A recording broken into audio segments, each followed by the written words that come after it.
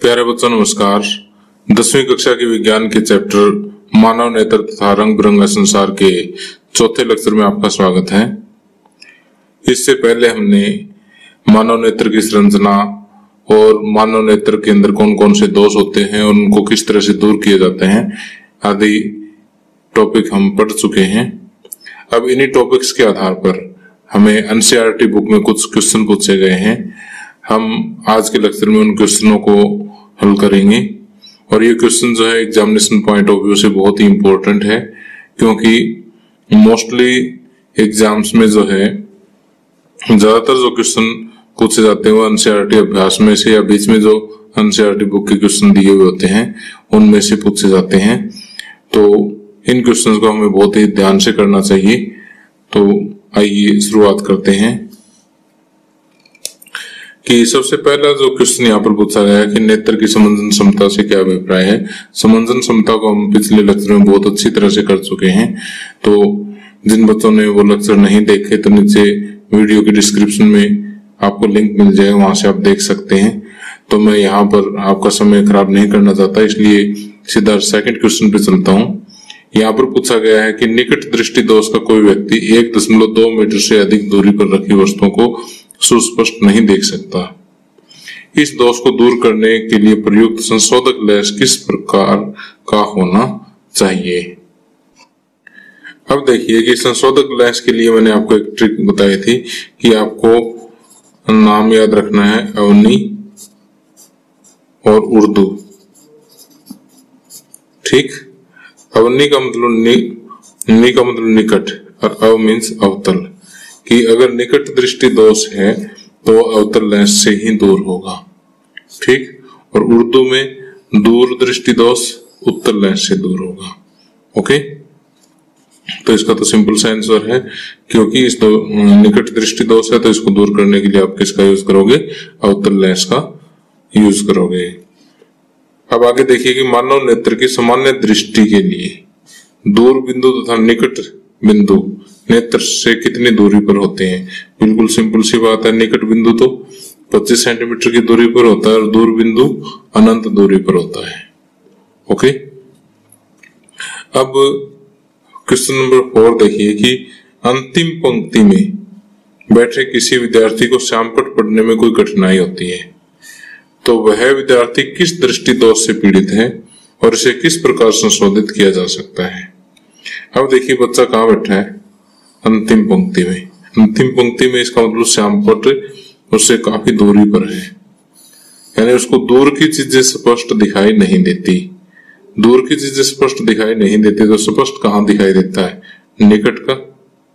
जहां की वस्तु साफ दिखाई देती है वही दोष होता है उसमें।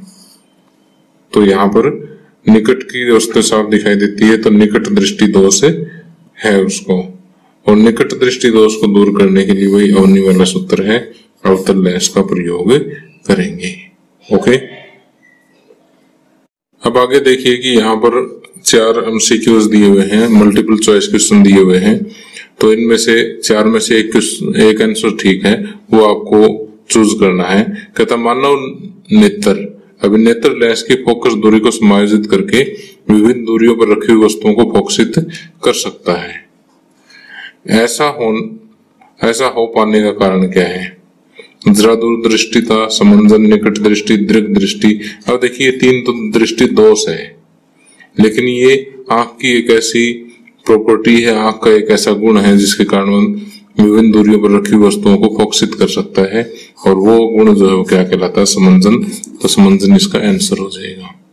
ठीक, अब मानव नेत्र जिस भाग पर किसी वस्तु का प्रतिबिंब बनाते हैं, कहाँ बनाते हैं, दृष्टिपटल पर बनाते हैं, शुरू से बताता आया हूं आपको। ओके, और अगला क्वेश्चन जो है सामान्य दृष्टि के वयस्क के लिए सुस्पष्ट दर्शन की अल्पतम दूरी मीन्स की निकट बिंदु आपसे पूछा गया है। ठीक, निकटतम बिंदु कहाँ होता है। अब देखिए यहाँ यूनिट का ध्यान दीजिए, कई बच्चे 25 देख करके पहले लगा जाते हैं, लेकिन 25 सेंटीमीटर है। ठीक, 25 मीटर नहीं है, 25 सेंटीमीटर, इस चीज का ध्यान रखना। ओके, कई बार बीच में पॉइंट से लगा देते हैं कि कई बच्चे इसको जल्दी जल्दी में गलत कराते हैं, हालांकि उनको नॉलेज होता है। तो यहाँ विशेष ध्यान रखना आपने। अब आगे कहता है कि अभिनेत्र लेंस की फोकस दूरी में परिवर्तन किया जाता है पुतली द्वारा, दृष्टिपटल द्वारा, पक्षभामी द्वारा, परितारिका द्वारा। तो ये चीज भी हम पहले पढ़ चुके हैं कि उत्तल लेंस के साथ क्या जुड़ी होती है, पक्षभामी पेशियां जुड़ी होती हैं। पक्षभामी पेशियां जब सिकुड़ती है तो लेंस मोटा होता है और फोकस दूरी कम हो जाती है, और पक्षभामी पेशियां जब शिथिल होती है तो लेंस पतला हो जाता है और फोकस दूरी जो है वो बढ़ जाती है। ठीक, तो इसका पक्षभामी पेशियां आ जाएगा। अब आगे हमें 3 संख्यात्मक प्रश्न दे रखे हैं। इन तीनों संख्यात्मक प्रश्नों को हम नेक्स्ट लेक्चर में करेंगे। अभी एक बार जो सिंपल थ्योरेटिकल प्रश्न है उनको हम सॉल्व कर लेते हैं। तो अब आगे देखिए कि प्रश्न नंबर 8 देखिए, यहाँ पर दिया हुआ आपको कि सामान्य नेत्र 25 सेंटीमीटर से निकट रखी वस्तुओं को सुस्पष्ट नहीं देख पाते, क्यों? अब देखिए कि अगर 25 सेंटीमीटर पे तो हमें कोई चीज स्पष्ट दिखाई देगी। मान लीजिए बुक हमारी आंखों से 25 सेंटीमीटर की दूरी पे है तो हमें जो बुक के जो अक्षर हैं वो बहुत साफ दिखाई देंगे। लेकिन अगर बुक को आप 25 सेंटीमीटर से ज्यादा करीब ले आते हो आंखों के, यानी बहुत नजदीक ले आते हो, तो वो साफ नहीं दिखते। इसका कारण क्या है? इसका कारण ये है कि जैसे पक्षभामी पेशियां क्या होगी, सिकुड़ेगी तो लेंस मोटा होगा, लेंस मोटा होगा तो फोकस दूरी कम होगी और नजदीक की वस्तुओं को देख सकते हैं। लेकिन इसकी भी एक लिमिट होती है कि एक लिमिट से ज्यादा ये मोटा नहीं हो सकता और इसकी फोकस दूरी एक लिमिट से ज्यादा कम नहीं हो सकती, जिससे हम 25 सेंटीमीटर से ज्यादा नजदीक अगर कोई वस्तु रखी हुई तो उसको इतना स्पष्ट नहीं देख पाएंगे। ओके, अब देखिए यही हमने यहाँ नोट्स में लिखा है कि अभिनेत्र लेंस की संवेदन क्षमता के कारण अभिनेत्र लेंस अपने फोकस दूरी को समायोजित कर लेता है, जिससे हमें दूर और नजदीक की वस्तुएं साफ दिखाई देती है। ठीक, लेकिन अभिनेत्र लेंस की फोकस दूरी एक निश्चित न्यूनतम सीमा यानी 25 सेंटीमीटर से कम नहीं होती। अतः सामान्य नेत्र 25 सेंटीमीटर से निकट रखी वस्तुओं को सुस्पष्ट नहीं देख पाते। ओके, अब देखिए अगले क्वेश्चन में हमें दिया है कि जब हम नेत्र से किसी वस्तु की दूरी बढ़ा देते हैं तो नेत्र में प्रतिबिंब की दूरी का क्या होता है। कि जैसे मान लीजिए ये आपका नेत्र है, ठीक, और कोई वस्तु यहाँ पर रखी हुई है इसके सामने, यहाँ के बजाय इसकी आपने दूरी बढ़ा दी तो पहले प्रतिबिंब कहाँ था, रेटिना पर। अब ये कहता है कि प्रतिबिंब की दूरी पर क्या प्रभाव पड़ेगा। तो हम ये कहेंगे कि इसकी दूरी चाहे कम हो चाहे ज्यादा हो, यानी इसकी दूरी अगर हम बढ़ा भी दें तो भी प्रतिबिंब की दूरी पर कोई फर्क नहीं पड़ेगा, क्योंकि नेत्र के अंदर क्या होता है, नेत्र के लेंस में एक संवेदन क्षमता होती है जिसके कारण ये अपने फोकस दूरी को एडजस्ट कर लेता है और फाइनली इमेज कहाँ बनाएगा, रेटिना पर ही बनाएगा। प्रतिबिंब कहाँ बनाएगा, रेटिना पर ही बनते हैं। इस कारण वस्तु की अगर आप दूरी बढ़ा भी देते हैं तो नेत्र में प्रतिबिंब की दूरी पर कोई प्रभाव नहीं पड़ता। ओके, अब देखिए एक बहुत ही इंपॉर्टेंट बात है डिस्कस करने वाली कि जैसे आदमी के 2 आंखें होती है, दोनों सामने होती है। सामने आंखें होने के हमारे क्या लाभ है, जबकि मान लीजिए कोई भी पशु है, पशु की आंखें कहाँ होती है, साइडों में होती है, एक इधर एक दूसरी तरफ। तो या फिर हमें 2 आंखों की बजाय अगर प्रकृति सिर्फ एक ही आंख दे देती, वही बिल्कुल सेंटर में दे देती, ठीक, तो देखिए इन दोनों स्थिति की बजाय इस स्थिति में क्या फायदा है और क्या नुकसान है वो देखिए। कि अब देखिए कि एक आंख जो है उसका दृष्टि क्षेत्र लगभग 150 डिग्री होता है, यानी मान लीजिए ये एक आंख है और ये इस तरह से 150 डिग्री तक देख पाती है।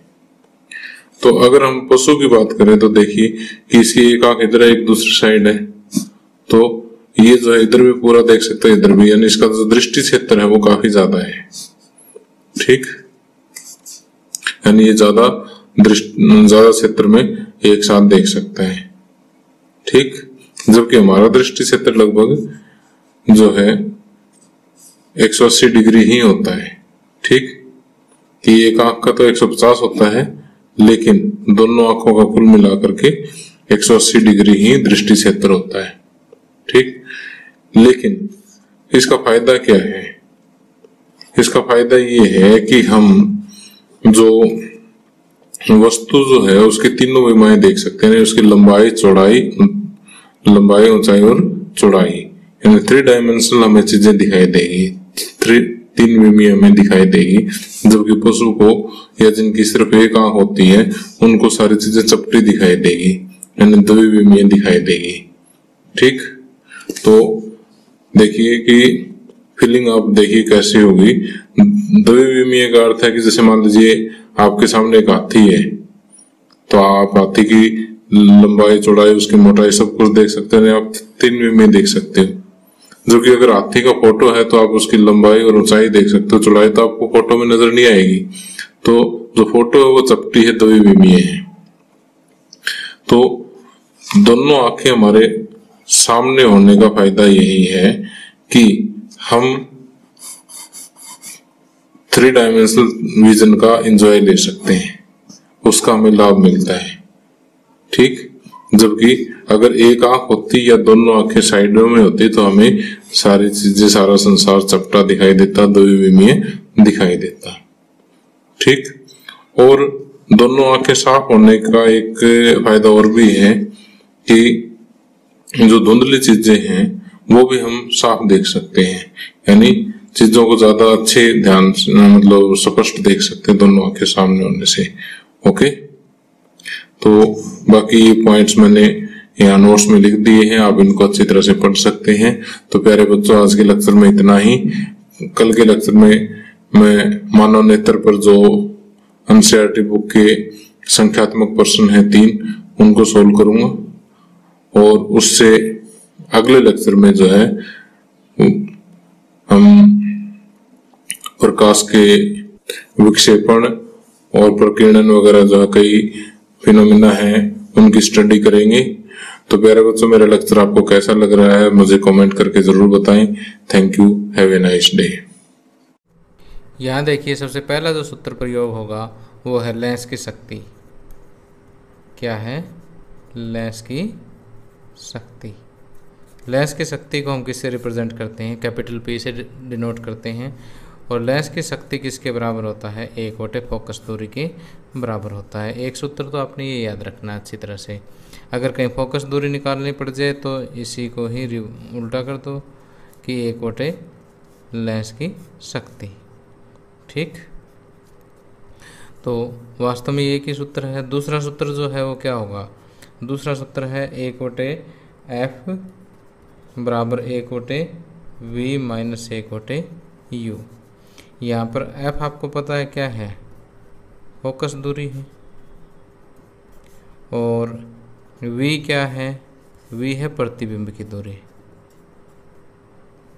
प्रतिबिंब की दूरी। और U है वस्तु की दूरी।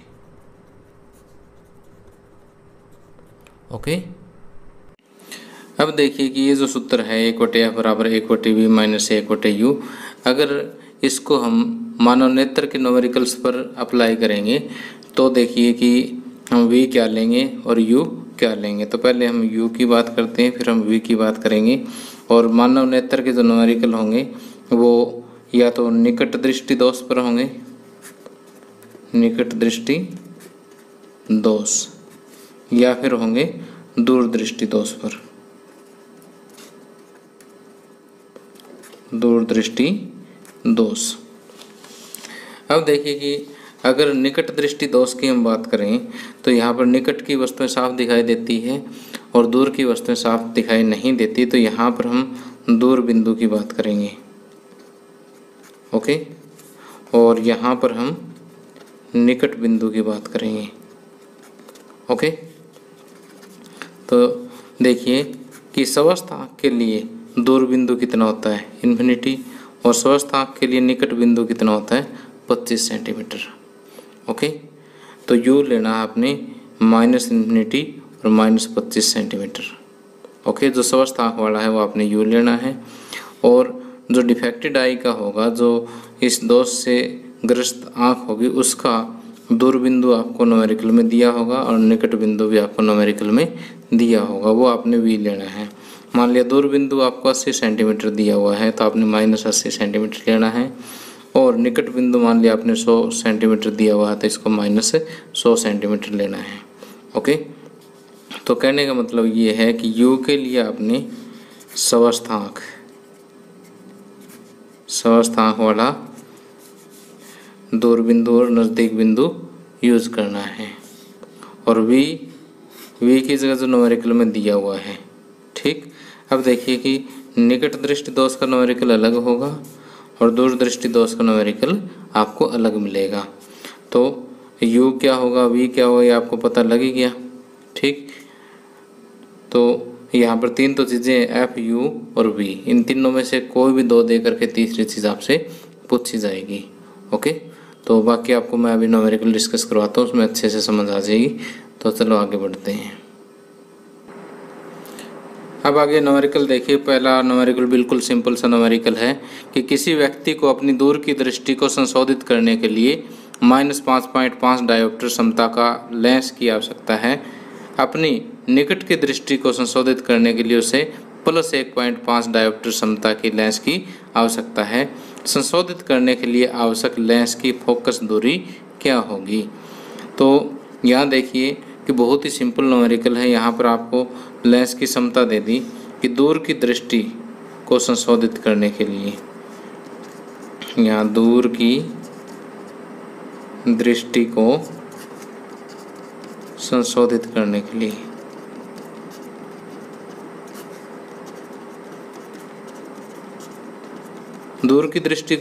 करने के लिए पावर जो है वो कितनी है, -5.5 डायोप्टर है। ठीक, या हम इसको ये भी लिख सकते थे कि निकट दृष्टि दोष को दूर करने के लिए। ओके, तो चलो कोई बात नहीं, अभी इस पे ध्यान नहीं देना। आपने सिर्फ दे रखा है पावर, आपको दे रखी हुई साइन दे रखी, कोई चक्कर ही नहीं है। तो अब आपको ज्ञात क्या करना है, इसकी फोकस दूरी ज्ञात करनी है। तो एफ आपको पता है बराबर 1/p है, तो 1/-5.5। ओके, तो ये पॉइंट हटाएंगे 10/55 विद नेगेटिव साइन, 5 दूनी 10, 5 दूनी 10 और 11 5 55। ओके, तो ये आ जाएगा -2/11। और जब आप 2 को इस तरह से 11 से भाग देंगे तो 11 एकम 11 और कितने बच गए 9, फिर 0 लगा के 0 उतार लो, 11 × 8 88, बस 2 पॉइंट तक बहुत है। तो 0.18 सेंटीमीटर जो है इसकी मीटर जो है इसकी फोकस दूरी आ जाएगी। क्योंकि अगर ये डायोप्टर में है तो फोकस दूरी किस में आएगी, मीटर में आएगी, क्योंकि डायोप्टर SI यूनिट है और इधर से फोकस दूरी की जो SI यूनिट है वो मीटर है। अब इसी तरह से दूर की दृष्टि को संशोधित करने के लिए दिया हुआ था, सेम टू सेम इसी तरह से निकट की दृष्टि को संशोधित करने के लिए F कितना हो जाएगा, 1/p। इसका मतलब कि F बराबर 1/p। अब निकट की दृष्टि को संशोधित करने के लिए p कितना है, 1.5, प्लस का साइन है। और 1.5 पॉइंट हटाओगे 10/15, 5 पे कट जाए, 5 दूनी 10, 5 तिये 15, 2/3। जब आप 2 को 3 से भाग दोगे इसकी तरह से तो ये आ जाएगा, 2 को आपने 3 से भाग देना है, 3 × 6 = 18, फिर 2 बच गया, 3 × 6 = 18, 6 चलता रहेगा। ठीक है, तो 2 के बाद दशमलव, तो 0.66, अभी 6 चलता रहेगा, कोई बात नहीं, एक और लगा दो। राउंडिंग करोगे तो 0.67 कह सकते हैं इसको, 0.67 मीटर। ओके, अगर सेंटीमीटर में चेंज करना चाहो तो लगभग 67 सेंटीमीटर, 100 से गुणा कर दो बस। ओके, तो तो इस तरह से ये बिल्कुल आसान सा न्यूमेरिकल था। न्यूमेरिकल का सारांश यही है कि आपको P दिया हुआ है और आपको क्या निकालना है, F निकालना है, और F का सूत्र क्या है, बराबर 1/P है। ठीक, दोनों पार्ट इसकी इसी तरह से हो जाएंगे। आगे अगला न्यूमेरिकल देखिए कि किसी निकट दृष्टि दोष से पीड़ित व्यक्ति का दूर बिंदु नेत्र के सामने 80 सेंटीमीटर दूरी पर है। इस नेत्र को संशोधित करने के लिए आवश्यक लेंस की प्रकृति तथा क्षमता क्या होगी। अब देखिए निकट दृष्टि दोष है, निकट दृष्टि दोष है तो देखिए कि निकट दृष्टि दोष को दूर करने के लिए कौन सा लेंस बताया था मैंने आपको एक सूत्र बताया था, अवनी ट्रिक बताई थी इसको याद करने के लिए कि निकट दृष्टि दोष को दूर करने के लिए अवतल लेंस का प्रयोग होगा, और अवतल लेंस की फोकस दूरी हमेशा ही क्या निकलेगी, नेगेटिव निकलेगी। तो अब देखिए कि इसकी दूसरी, आपको ये तो पता लग गया कि लेंस कौन सा लगेगा, अवतल लेंस लगेगा क्योंकि निकट दृष्टि दोष है। अब उसकी समता को ज्ञात करने के लिए आपको उसकी फोकस दूरी चाहिए, और फोकस दूरी ज्ञात करने के लिए आपके पास सूत्र एक ही है, 1/F बराबर 1/B माइनस 1/U। अब फोकस दूरी आपको निकालनी है इसकी, चलो इसको ऐसा का ऐसा पड़ा रहने देते हैं। और अब दिक्कत ये कि V क्या लेंगे और U क्या लेंगे। अब U तो मैंने बताया था कि निकट दृष्टि दोष है तो दूर बिंदु, और U लेते हैं स्वस्थांक का। स्वस्थांक का दूर बिंदु क्या होता है, इन्फिनिटी। ठीक, या फिर इसको इस ढंग से सोचिए कि निकट दृष्टि दोष है तो प्रॉब्लम क्या है, दूर की वस्तुएं देखने में, और दूर की वस्तुएं स्वस्थांक कहाँ तक देख सकती है, इन्फिनिटी तक, और ये आँख कहाँ तक देख रही है, 80 सेंटीमीटर तक, और इन दोनों के साथ नेगेटिव साइन लगा दीजिए। ठीक, आपके पास U और V आ जाएंगे। ठीक, और अब देखिए U और V आपके पास आ गया। अब सिंपल अलजेब्रा सोल्व करना, आपने सिंपल सोल्व करना है कि 1/80 माइनस 1/- माइनस इन्फिनिटी। अब कई बच्चों को यहाँ समस्या आती होगी जी इन्फिनिटी वाला कैसे करें, 1/इन्फिनिटी 0 ही होता है, कोई चक्कर नहीं है।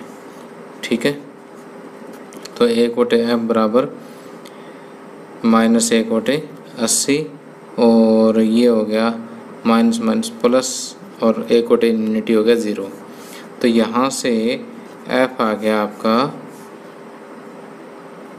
Minus 80 centimetre. ठीक, और सेंटीमीटर को अब आप किस में बदलोगे, मीटर में बदलोगे। ठीक, सेंटीमीटर को मीटर में बदलने के लिए इसको हम क्या करेंगे, 100 से भाग कर देंगे, माइनस 80/100। ठीक, तो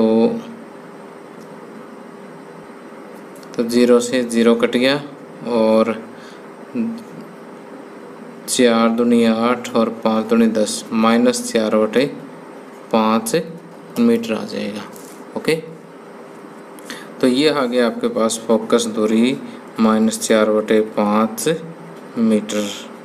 ओके, लेकिन अब आपको निकालना क्या है, इसका समता बराबर क्या होता है, 1/, फोकस दूरी, और 1/, फोकस दूरी क्या होगा, 1/, माइनस 4/5, और ये हो जाए माइनस 5/4। अब 5 को 4 से भाग दोगे तो क्या आएगा, 5 को 4 से 4 एकम 4, 4 दूनी 8, और 4 5 20, 2 के बाद दशमलव तो 1.25, और पावर ऑफ लेंस की यूनिट होती है डायोप्टर। ठीक, लेंस की शक्ति की यूनिट क्या होती है, डायोप्टर, क्योंकि अगर आप फोकस दूरी मीटर में लेते हो तो डायोप्टर में आएगी। क्लियर। तो इस तरह से हम इसकी फोकस दूरी ज्ञात कर सकते हैं। अब आगे नेक्स्ट न्यूमेरिकल देखिए कि चित्र बनाकर दर्शाइए कि दृक दृष्टि दोष को कैसे संशोधित किया जाता है। एक दृक दृष्टि दोष युक्त नेत्र का निकट बिंदु 1 मीटर है। इस दोष को संशोधित करने के लिए आवश्यक लेंस की क्षमता क्या होगी।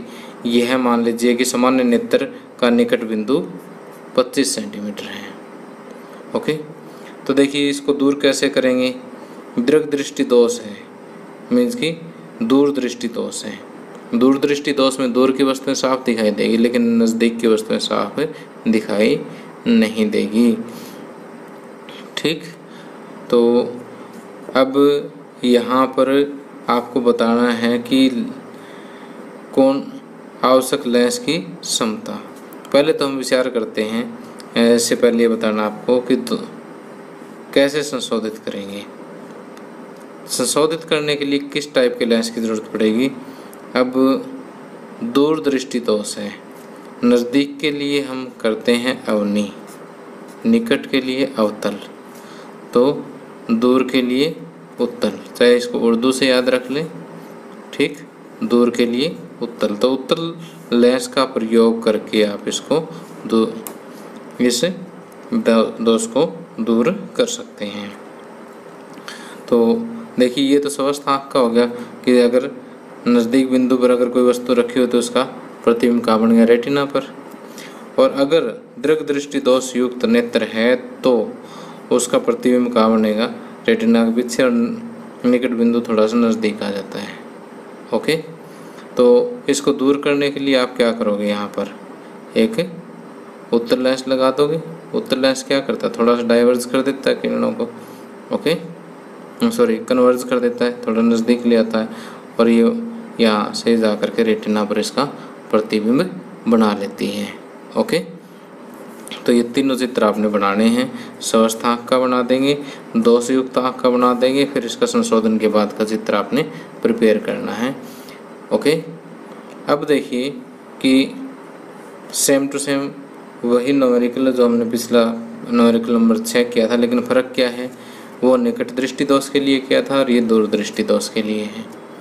ठीक, क्योंकि समता पिछले क्वेश्चन में निकालनी थी, समता इसमें, समता के लिए आपको पता फोकस दूरी निकालेंगे।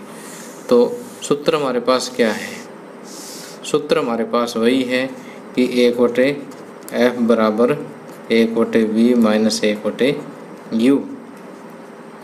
तो u क्या हो जाएगा, यहाँ पर दोष कौन सा है,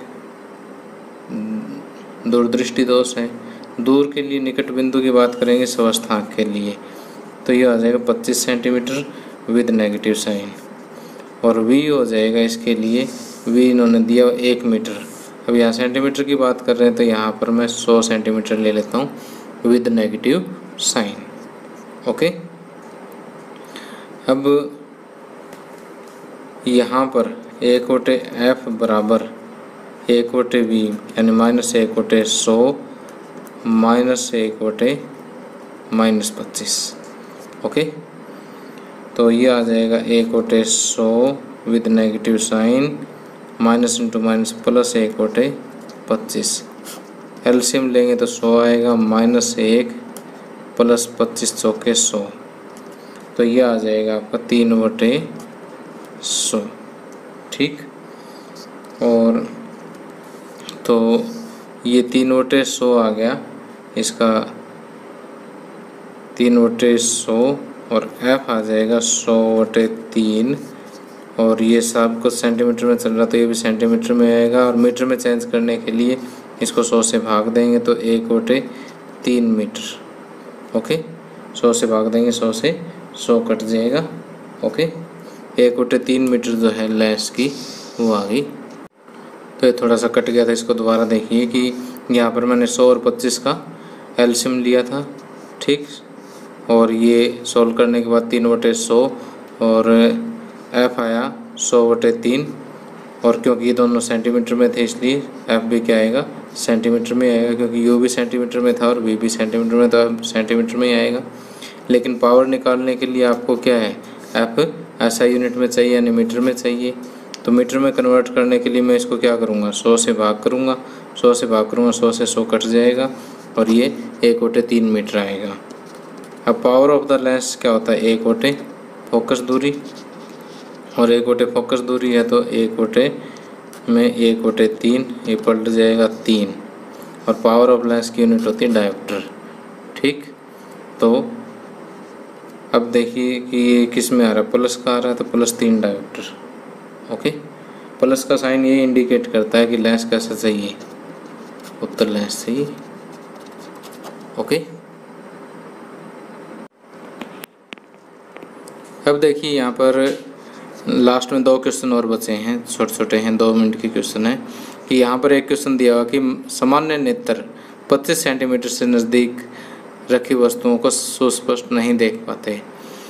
अब देखिए कि ये आपको पता ही है कि अभिनेत्र लेंस की संवेदन क्षमता के कारण ही क्या होता है कि अभिनेत्र लेंस अपनी फोकस दूरी को एडजस्ट करता है, जिसकी वजह से दूर व नज़दीक की वस्तुएं हमें साफ दिखाई देती है। लेकिन अभिनेत्र लेंस की भी एक लिमिट होती है, एक न्यूनतम सीमा होती है कि उससे कम फोकस दूरी उसकी नहीं हो सकती। अगर नहीं हो सकती तो वो सीमा कितनी, 25 सेंटीमीटर, इससे कम फोकस दूरी नहीं होगी तो 25 सेंटीमीटर से नज़दीक रखी वस्तुओं को वो स्पष्ट भी नहीं देख पाएगा। सिंपल सी बात है। तो अब अगले क्वेश्चन पे चलते हैं। लास्ट क्वेश्चन है इस लेक्चर का कि जब हम नेत्र से किसी वस्तु की दूरी को बढ़ा देते हैं तो नेत्र में प्रतिबिंब की दूरी का क्या होता है। अब देखिए कि ये आपको पता है कि कोई आँख के अंदर कोई हार्ड लेंस तो है नहीं, वो फ्लेक्सिबल है, अपने आप को समायोजित करता है। तो अगर आप वस्तु की दूरी थोड़ी सी बढ़ा भी देते हो या थोड़ी कम कर देते हो तो संवेदन क्षमता के कारण क्या है कि अभिनेत्र लेंस वस्तु का प्रतिबिंब कहाँ बनाएगा, रेटिना पर ही बनाएगा। ठीक, तो यदि आप नेत्र से किसी वस्तु की दूरी को बढ़ा देते हैं, ठीक, तो प्रतिबिंब कहाँ बनेगा, रेटिना पर ही बनेगा। ठीक, और अगर नज़दीक लाते तो 25 सेंटीमीटर से ज़्यादा नज़दीक नहीं लेके आने अपने। ठीक, अगर उससे कहीं दूर जाते हो, दूरी बढ़ाने पर तो कोई चक्कर ही नहीं है, प्रतिबिंब हमेशा रेटिना पर ही बनेगा। ठीक, तो यहाँ पर लिखा भी हमने, इसी कारण वस्तु की दूरी बढ़ा देने पर नेत्र के प्रतिबिंब की दूरी नहीं बढ़ती। ओके, तो प्यारे बच्चों, उम्मीद करता हूँ कि आज का लेक्चर आपको अच्छी तरह समझ आ गया होगा। अगले लेक्चर में हम प्रिज्म से प्रकाश का अपवर्तन कैसे होता है ये सीखेंगे और एक्सपेरिमेंटली हम इसको करेंगे। आपकी प्रैक्टिकल में भी है और वो प्रैक्टिकल भी मैं आपको अगले लेक्चर में करवाऊँगा। Thank you, have a nice day. इस लेक्चर में हम वायुमंडलीय अपवर्तन और उसके प्रभाव के बारे में पढ़ेंगे। कि जैसे ये हम जानते हैं कि जैसे मान लीजिए पृथ्वी के चारों जो गैसेस का एक इनवलप है, एक जो गैसेस का जो एक आवरण है वो क्या कहलाता है, वायुमंडल कहलाता है। और जैसे मान लीजिए ये हमारी पृथ्वी है और वायुमंडल की जो है अलग अलग परतें होती हैं। ओके, वायुमंडल को हम ये मान के चलते हैं कि इसमें अलग अलग परतें हैं और जैसे जैसे हम नीचे की तरफ जाते हैं इसमें जो वायु का घनत्व है वो अधिक होता जाता है। और यदि हम ऑप्टिक्स की भाषा में बात करें, प्रकाशिकी की भाषा में अगर हम बात करें, तो जैसे जैसे हम नीचे की तरफ आते हैं अपवर्तनांक जो है हर एक परत का बढ़ता हुआ जाता है। ठीक, तो हर एक परत का अपवर्तनांक अलग अलग होने के कारण वायुमंडल के अंदर अपवर्तन, प्रकाश का अपवर्तन होता है और यही जो है वायुमंडलीय अपवर्तन कहलाता है। और वायुमंडलीय अपवर्तन के अगर हम प्रभाव देखें तो उसी वायुमंडलीय अपवर्तन की वजह से तारे जो है वो वास्तविक स्थिति से कुछ ऊंचाई पर प्रतीत होते हैं। दूसरे नंबर पर हम अगर देखें तो सूर्य जो है वो अग्रिम सूर्योदय और विलंबित सूर्यास्त, यानी सूर्योदय जो है 2 मिनट आपको सूर्य उदय होने से 2 मिनट पहले दिखाई देने लग जाता है, सूर्यास्त होने के 2 मिनट बाद तक दिखाई देता। और तीसरे नंबर पे हम पढ़ेंगे तारों का टिमटिमाना। तो ये 3 बहुत ही इंपॉर्टेंट कंसेप्ट है और वैसे इंटरेस्टिंग भी है, एग्जामिनेशन पॉइंट ऑफ व्यू से भी इम्पोर्टेंट है, तो इनको हम पढ़ते हैं। तो अब आइए समझते हैं कि तारे जो अपनी वास्तविक ऊंचाई से कुछ ऊंचे कैसे प्रतीत होते हैं। तो ये समझने के लिए जैसे मान लीजिए कि ये हमारी अर्थ है, पृथ्वी है और ये इसके चारों तरफ वायुमंडल है। एक बार समझने के लिए मैं बस इतनी परतें दिखा देता हूँ। तो जैसे मान लीजिए यहाँ पर हमारे पास कोई तारा है और जैसे यहाँ से प्रकाश की किरण ऐसे आएगी तो विरल माध्यम से सघन, जैसे जैसे नीचे की तरफ आते हैं माध्यम सघन होता जाता है, अपवर्तनांक बढ़ता जाता है। विरल माध्यम से सघन माध्यम में आएंगे तो अभिलंब यहाँ से जाने के बजाय अभिलंब की तरफ मुड़ जाएगी।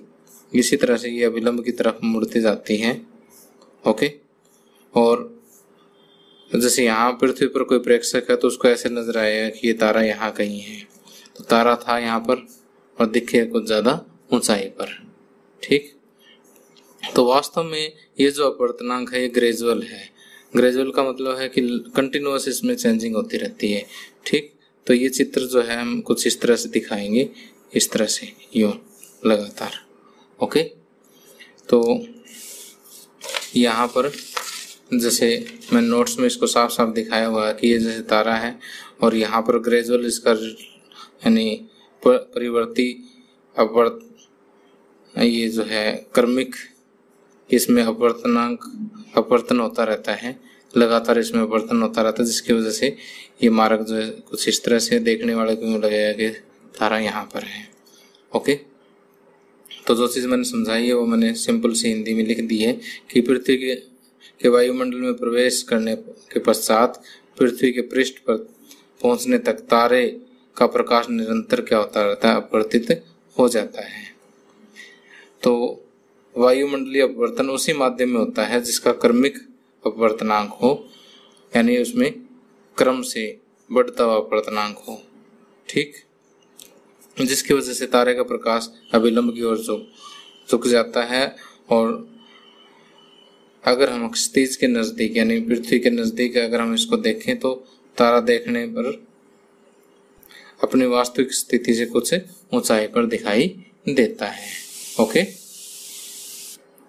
अब देखिए अगला टॉपिक आता हमारा अग्रिम सूर्योदय और विलंबित सूर्यास्त। अग्रिम सूर्योदय और विलंबित सूर्यास्त का मतलब है कि सूर्योदय से पहले सूर्य का दिखाई देना और सूर्यास्त के बाद तक भी इसका दिखाई देते रहना।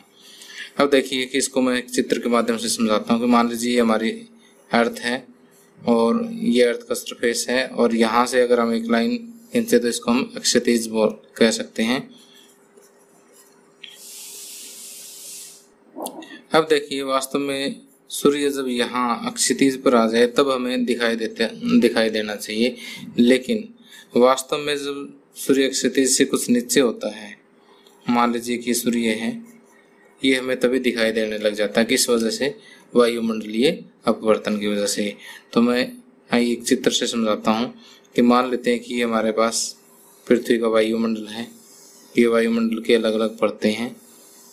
ठीक, तो जैसे सूर्य का प्रकाश इस तरह से आता है तो ये विरल माध्यम से सघन माध्यम में जाएगा, क्योंकि जैसे जैसे सूर्य के नज़दीक अर्थ के सरफेस के नज़दीक आते हैं वायुमंडल की परत सघन होती जाती है, तो ये सीधा जाने के बजाय अपन अभिलंब की तरफ मुड़ जाएगा थोड़ा सा। ठीक, और फिर ये अभिलंब की तरफ मुड़ेगा। ओके, और फिर ये अभिलंब की तरफ मुड़ेगा। तो यहाँ पर अगर कोई प्रेक्षक है तो उसको ये सूर्य जो है यहाँ कहीं दिखाई देगा। तो सूर्य अभी अर्थ से क्षितिज से नीचे है, लेकिन वायुमंडलीय परावर्तन की वजह से ये आपको ऊपर दिखाई देगा। तो यहाँ पर नोट्स में मैंने जो है अलग अलग परतें नहीं दिखाई है, क्योंकि ये जो अपवर्तन होता है ग्रेजुअल होता है कि लगातार होता है इस तरह से। ठीक, तो इसका चित्र मैंने सीधा बना दिया। ठीक उसी तरह से सूर्यास्त जब यहाँ पर होता है तब भी सेम स्टोरी रिपीट होती है।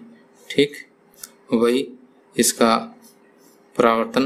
ओके, और ठीक उसी तरह से ये सूर्यास्त के बाद भी 2 मिनट तक दिखाई देते रहता है। तो 2 मिनट तो यहाँ प्लस हो गए, 2 मिनट यहाँ प्लस हो गए, तो कुल मिलाकर के 4 मिनट जो आपको सूर्य पूरे दिन में फालतू दिखाई देता है। दिन की लंबाई जो है वो 4 मिनट बढ़ जाती है। किसकी वजह से? वायुमंडलीय परावर्तन की अपवर्तन की वजह से। ओके,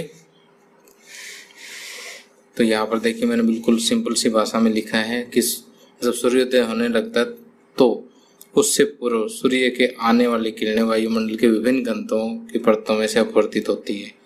ओके, और जैसे जैसे हम पृथ्वी की सतह से ऊपर उठते हैं तो वायुमंडल का घनत्व क्या होता जाता है? कम होता जाता है, और सूर्य की किरणें पृथ्वी के वायुमंडल में बाहर से आते हुए उत्तरोत्तर सघन माध्यम की ओर गमन करती है। परिणाम स्वरूप ये किरणें विलंब की ओर झुक जाती है। इसी कारण सूर्य क्षितिज से थोड़ा नीचे होता है तभी हमें दिखाई देने लग जाता है, और इसी कारण से सूर्यास्त के कुछ देर बाद तक भी सूर्य दिखाई देता रहता है। ओके, अब हमारा अगला टॉपिक है तारों का टिमटिमाना, यानी तारे में टिमटिमाते हुए दिखाई क्यों देते हैं। अब ये समझने से पहले जो है, अभी आपने कई बार देखा होगा कि जैसे मान लीजिए यहाँ पर कोई भट्ठी जल रही है, ओके, और भट्टी से जो है आग या उसके भाप के जो लपटे हैं, मान लीजिए यहाँ तक आग है, उसके ऊपर जो है आप जो गर्म हवा को देख सकते हैं। और जब आप इस गर्म हवा के अंदर से अगर कोई चीज़ आप देखो, मान लीजिए कि यहाँ पर कोई वस्तु पड़ी है या कोई दूसरा व्यक्ति खड़ा है, यहाँ से आप इसको देख रहे हैं, ठीक, तो आपको इसकी आभासी स्थिति जो है वो परिवर्तित होती हुई दिखाई देगी, यानी थोड़ा सा हिलता हुआ सा नजर आएगा, ठीक। ऐसा क्यों होता है? क्योंकि जैसे हमारे ऊपर, जैसे ये हम खड़े हैं यहाँ पर, हमारे ऊपर जो वायु है वो ठंडी है, ठंडी है तो देख सघन है, सिंपल सी बात है। और जो इस आग के ऊपर जो वायु है वो गर्म है, गर्म है तो इसका मतलब वो विरल है, उसके कण दूर दूर होंगे और वो भी लगातार चेंज होता जाता है, ठीक, इसका माध्यम भी। तो जैसे हम यहाँ से इस वस्तु को देखते हैं तो प्रकाश का अपवर्तन होता है, सघन से विरल में जाएगी, फिर विरल से वापस सघन में जाएगी और फिर यहाँ पर ये चेंजिंग है लगातार, ठीक। तो इस वस्तु की वास्तविक स्थिति जो थोड़ी सी चेंज होती जाएगी, कभी थोड़ा सा इधर दिखेगी, कभी इधर दिखेगी, ठीक। तो हम ये कहते हैं गर्म वायु में से होकर देखने पर वस्तु की आभासी स्थिति क्या होती रहती है, परिवर्तित होती रहती है। तो सेम ऐसी ही स्टोरी जो है तारों के टिमटिमाने में जो है वो होती है कि अगर तारा कोई दूर है तो इसका मतलब वो उसको हम एक पॉइंट सोर्स मान सकते हैं, एक बिंदु के समान मान सकते हैं, ठीक। और जो तारों से जो प्रकाश आता है वो उसका पथ भी क्या है, थोड़ा थोड़ा परिवर्तित होता रहेगा, ठीक। क्यों होता रहेगा? क्योंकि जो वायुमंडल की जो लेयर है वो उनका घनत्व कोई फिक्स तो है नहीं, वो भी थोड़ा बहुत चेंज होता ही है।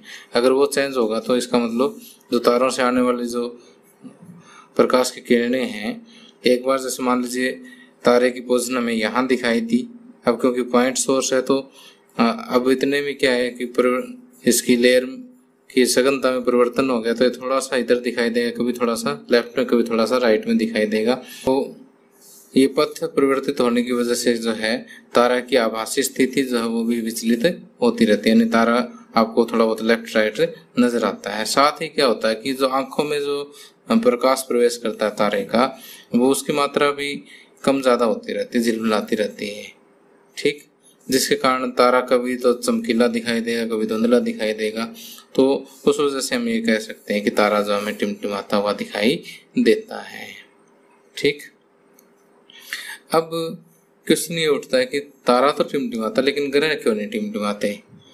तो तारा काफी दूर होता है, काफी दूर होने की वजह से ये छोटा दिखाई देता है, और छोटा दिखाई देता है तो हम इसको एक बिंदु स्रोत मानते हैं, एक पॉइंट सोर्स मानते हैं। जबकि ग्रह जो है वो पृथ्वी के काफी नजदीक होता है, और काफी नजदीक होने की वजह से जो उसको हम पॉइंट सोर्स नहीं मान सकते, क्योंकि वो बड़ा दिखता है, तो इसलिए इसको बिंदु स्रोत नहीं माना जा सकता, बल्कि अनेक बिंदु स्रोतों का एक समूह मान के चलते हैं। एक ग्रह जो है वो क्या है, कई सारे बिंदु स्रोतों का एक समूह है।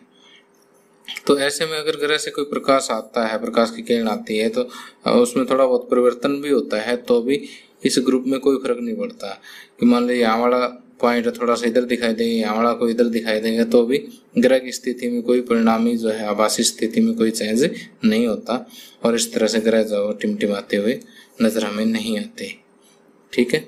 तो ये बड़ा इम्पोर्टेंट क्वेश्चन है कि तारे में टिमटिमाते हुए नजर आते हैं, जबकि ग्रह टिमटिमाते हुए नजर नहीं आते।